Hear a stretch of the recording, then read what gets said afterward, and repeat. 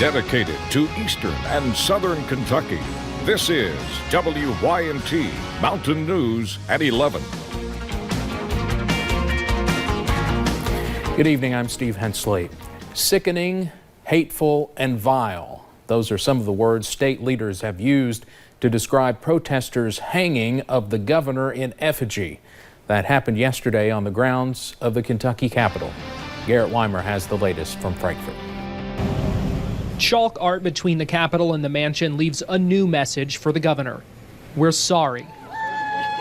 Protesters outside on Sunday had a very different message for him. Extreme behavior really is a reflection of our polarized political environment. Polarized or not, lawmakers and other leaders agree hanging an effigy of Governor Beshear crossed a line. This is not Kentucky. This is a small group of people who do not represent our state. Response to the effigy was quick and it was strong. Many lawmakers and other leaders from both sides of the aisle were quick to condemn the actions and say there's no room for it. To send a message that is so hate-filled, and certainly I think for our citizens of color has even deeper fear-mongering in it. That's just unacceptable, and that's not what Kentucky is. Senate President Robert Stivers called the actions reprehensible, even though he often disagrees with the governor. House Speaker David Osborne said he was outraged, adding, "The party of Lincoln will not condone this. There is no place in a civil society for it, nor is there any good to be accomplished from it." And while the messages here now strike a different tone, analysts say there is a lesson to learn. I think the larger question is what kind of cues people get from their political leaders. Because some impressions certainly last longer than chalk. At the Capitol, Garrett Weimer, WYMT Mountain News. Now, we do not know if the people who hung the effigy were part of the rally or if they were from a different group. The rally's organizer has not responded to a request for comment. Well, we are really starting to calm down now as we head into those overnight hours. Let me take you to a couple of our cameras so you can see these beautiful conditions here. If you look into downtown Whitesburg, you can see those quiet and calm conditions there.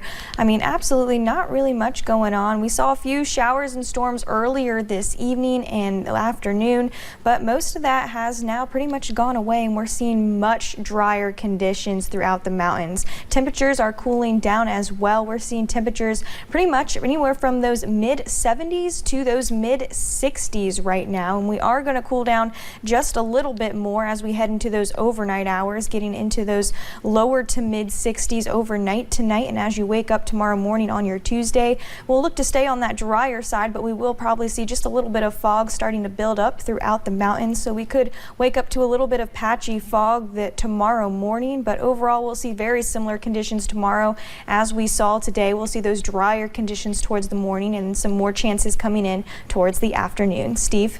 All right, Brooke, thank you. Well, yesterday's heavy rain caused flash flooding and damage in several counties.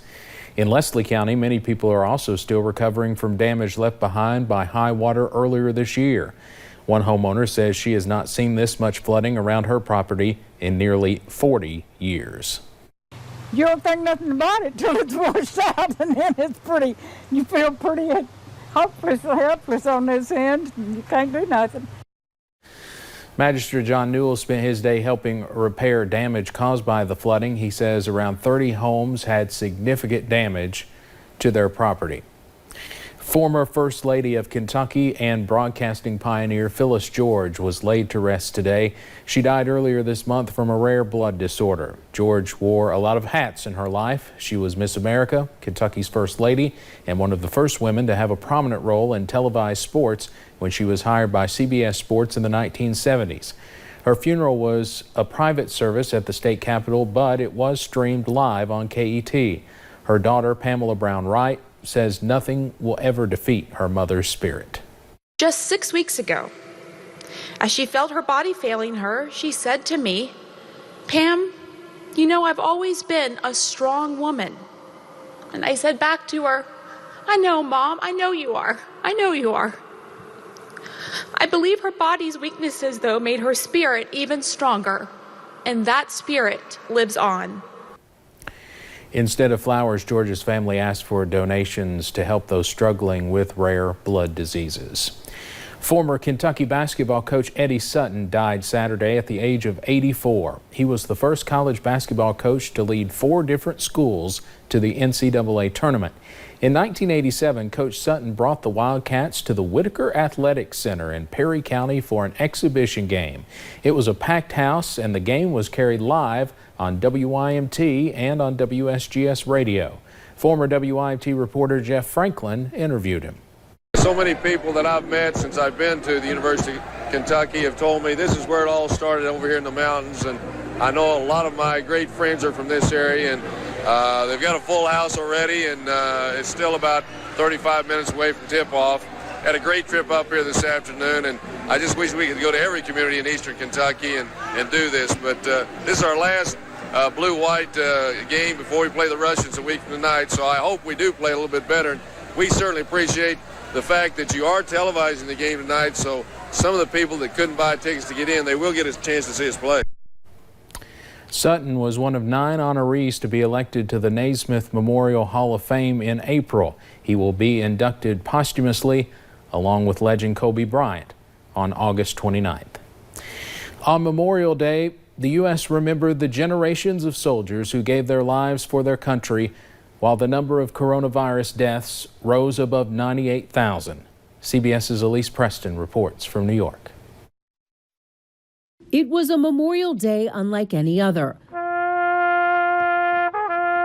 Americans paused to honor the nation's war dead, even as the coronavirus continues to claim lives. We know something about loss because we're living it again. Over 100,000 Americans will lose their lives to this COVID virus. President Trump paid his respects at Arlington National Cemetery's Tomb of the Unknown Soldier before visiting Baltimore's historic Fort McHenry. Together, we will vanquish the virus, and America will rise from this crisis to new and even greater heights. Joe Biden, Mr. Trump's likely opponent in the November election, wore a mask as he and his wife laid a wreath at Veterans Memorial Park in Delaware.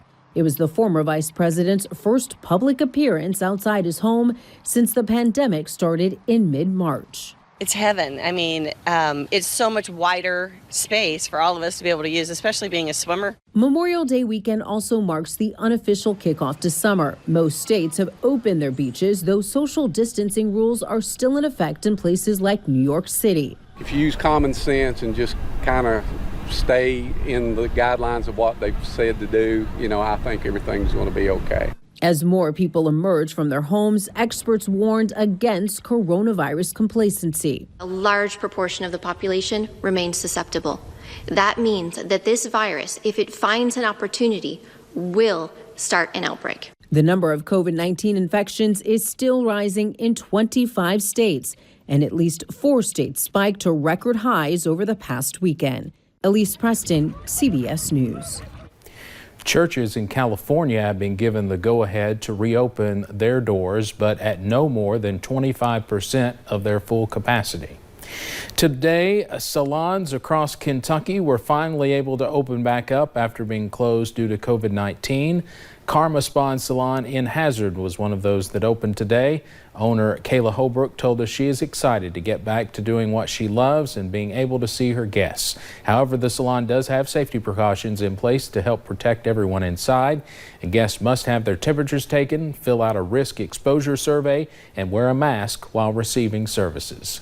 We follow guidelines from 3 different sources: the Kentucky State Board of Hairdressers and Cosmetologists, the Kentucky Barber Board, and through Aveda, because we are an Aveda salon. So we've kind of blended all 3 together, and we're going by suggestions from those 3 sources. We're more like 10 feet between chairs right now instead of 6, so we're trying to go above and beyond. The salon asked guests to arrive 15 minutes early to fill out the risk exposure survey. Guests are also asked to wait outside in their cars until a hairdresser calls, texts, or steps outside to let them know they are ready. Memorial Day weekend is a time that many families spend traveling. Due to COVID-19, the hospitality industry, specifically hotels, have seen low numbers. But with the holiday weekend, hotels like Microtel in London have seen an increase in business from people traveling to places like the lake in Cumberland Falls. The owner of Microtel says things are not completely back to normal, but seem to be heading in that direction. It did seem kind of normal because at the end, Kentucky has, let down restrictions. Tennessee, Florida, a lot of these other states have let down restrictions. I think people just kind of had ideas like, hey, we got to get out of the house. We got to do something. With more traffic in the hotel comes more cleaning and sanitizing. The hotel has signs throughout explaining guidelines. They also still serve breakfast to their customers, but it is grab-and-go food. Coming up at 11, it was certainly an unusual Memorial Day for many thanks to COVID-19. We'll tell you what the holiday looked like for some across the country. And nice conditions continue overnight, but more showers are in store for us tomorrow. We'll have your full forecast coming up.